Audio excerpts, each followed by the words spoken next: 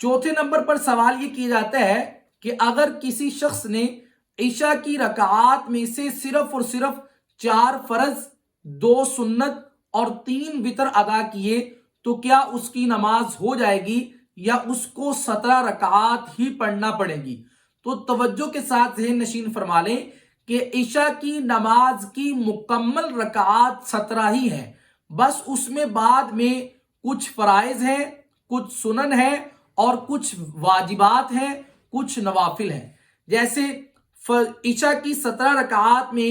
4 فرضوں سے پہلے جو سنتیں ہیں 4، یہ سنتیں غیر مؤکدہ ہیں، پھر اس کے بعد 4 فرض ہیں، پھر اس کے بعد 2 سنتیں ہیں اور یہ سنتیں مؤکدہ ہیں، پھر اس کے بعد 2 نفل ہیں، پھر اس کے بعد 3 وتر اور پھر 2 نفل۔ اب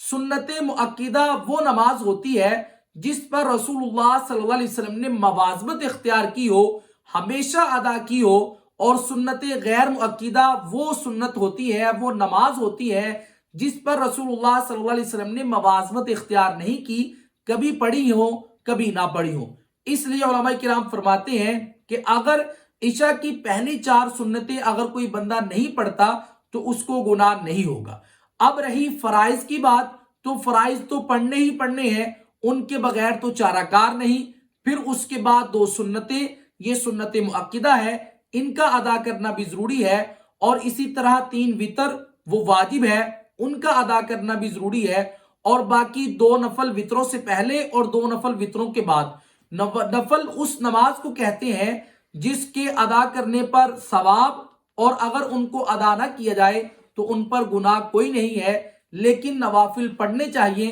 کیونکہ میرے پاک پیغمبر صلی اللہ علیہ وسلم نے ارشاد فرمایا کہ کل قیامت کے دن جس کے نامہ اعمال میں